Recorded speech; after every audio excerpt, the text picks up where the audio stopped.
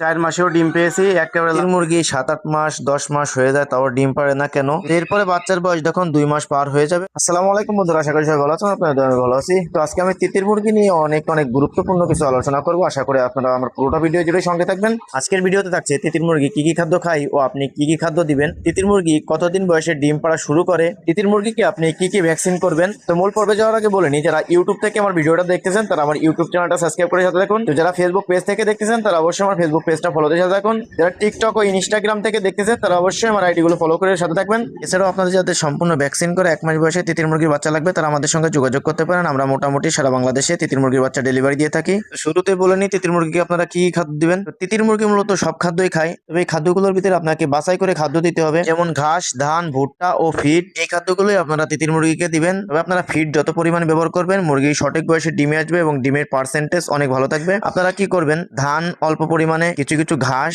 এবং ফিড, এই 3টা খাবার দিয়ে পালন করবেন। তাহলে দেখবেন আপনার তিতির মুরগিগুলো সঠিক বয়সে ডিম পারবে এবং ডিমের পার্সেন্টেজও খুব ভালো থাকবে। তবে যদি আপনি শুধু ফিড ইউজ করেন তাহলে আপনার ডিমের প্রোডাকশন সবচেয়ে ভালো থাকবে এবং সঠিক বয়সে অর্থাৎ পরিপূর্ণ বয়স হওয়ার সাথে সাথে মুরগি ডিম পেড়ে দিবে। তো এখন বলবো তিতির মুরগিকে কি কি ভ্যাকসিন করবেন, এরপরেই বলবো তিতির মুরগি মূলত কতদিন বয়স থেকে ডিম পাড়া শুরু করে। মূলত আমি এই 7 বছর ধরে তিতির মুরগিকে যেভাবে ভ্যাকসিন দিয়ে যাচ্ছে আজকে আপনাদের সেভাবেই বলবো। এরপরে এক এক খামারে এক এক রকমের ভাবে ভ্যাকসিন দেয়, তো আপনার যেটা ভালো লাগে আপনি সেভাবেই কাজ করবেন। তো আমি কি করি, প্রথম 5 দিন বা 7 দিনের দিন রানীক্ষেত BCRD ভ্যাকসিন দিই এবং 11 দিনের দিন গিয়ে গাম্বুরো ভ্যাকসিন দিই, 21 দিনের দিন আবার গাম্বুরো ভ্যাকসিন দিই, 28 দিনের দিন এদেরকে আবার রানীক্ষেত BCRD ভ্যাকসিনটা দিয়ে দিই। তো এভাবে করলে আপনার মোটামুটি ছোট থাকতে যে ভ্যাকসিন গুলো চোখের ড্রপ, এই ড্রপের কাজটা শেষ হয়ে যায়। তারপরে আপনি কি করবেন, 40 থেকে 45 দিন বয়সের দিকে এদেরকে কৃমির ওষুধ খাওয়াই দিবেন। কৃমির ওষুধ খাওয়ানোর পরে অবশ্যই জিঙ্ক এবং লেবার টনিক ইউজ করবেন। তো 40 থেকে 45 দিন বয়সে আপনারা কৃমির ওষুধটা ব্যবহার করার পর থেকে প্রতি 3 মাস পর পর কৃমির ওষুধ ব্যবহার করবেন। আর আপনারা কৃমির ওষুধ ব্যবহার করেন বা ভ্যাকসিন ব্যবহার করেন, যখনই ব্যবহার করবেন অবশ্যই সেই সময় যেন আবহাওয়াটা ঠান্ডা ঠান্ডা ভাব থাকে। তো এরপরে বাচ্চার বয়স যখন 2 মাস পার হয়ে যাবে তারপরে আপনি এদেরকে রানীক্ষেত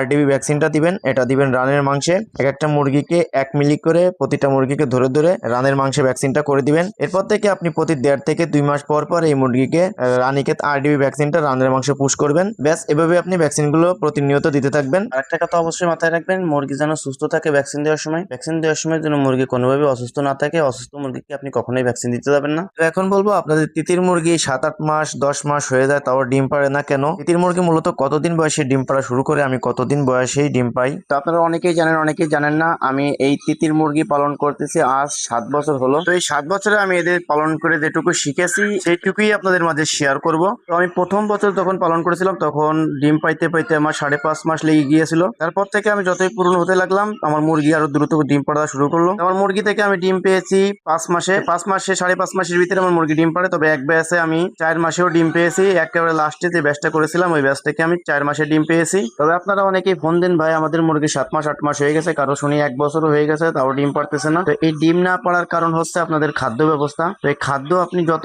ভালো পুষ্টিমান খাদ্য এদেরকে দিতে পারবেন মুরগি আপনার ততই দ্রুত ডিম পারবে। তো খাদ্য আপনি যদি শুধু ফিডটা ইউজ করেন তাহলে দেখবেন আপনার মুরগি 5 মাসের ভিতরে ডিম পাড়া শুরু করবে। আর যারা চাউল গম ধান খান এদের মুরগি ডিমে আসতে অনেক সময় লেগে যায় বা কোনোদিন ডিম পাড়ে কিনা এটারও কোনো গ্যারান্টি নেই। আর আপনারা ফিডের পাশাপাশি অন্য খাবারও দিতে পারবেন, যেমন ধানটা ইউজ করতে পারেন ফিডের সাথে, আর পাশাপাশি ঘাসটা আপনারা ইউজ করতে পারেন। ঘাসটা খাওয়াইলে কোনো সমস্যা নেই। তো এই সমস্ত খাবার আপনারা ইউজ করতে পারেন, ভুট্টার গুঁড়াও দিতে পারেন এর সাথে। তো মূলত এদেরকে আপনার ফিডটা ইউজ করতে হবে। ফিডের পাশাপাশি আপনি ঘাস ধান এবং ভুট্টা ভাঙা এইসব খাবার ব্যবহার করতে পারেন। তো এইসব খাবার খাইলে কি হবে, আপনার মুরগি সঠিক বয়সে ডিম পাড়া শুরু করবে এবং ডিমের পার্সেন্টেজও খুব ভালো থাকবে। তো আমার ভিডিওটি যদি আপনাদের একটু ভালো লাগে ভিডিওতে লাইক করবেন, কোনো কিছু জানার প্রয়োজন হলে কমেন্ট করবেন। আর যারা ইউটিউব থেকে ভিডিওটা দেখতেছেন তারা আমার ইউটিউব চ্যানেলটা সাবস্ক্রাইব করে সাথে থাকবেন। আর যারা ফেসবুক পেজ থেকে দেখতেছেন ফেসবুক পেজটা ফলো দিয়ে সাথে থাকবেন। আসসালামু আলাইকুম, ভালো থাকবেন।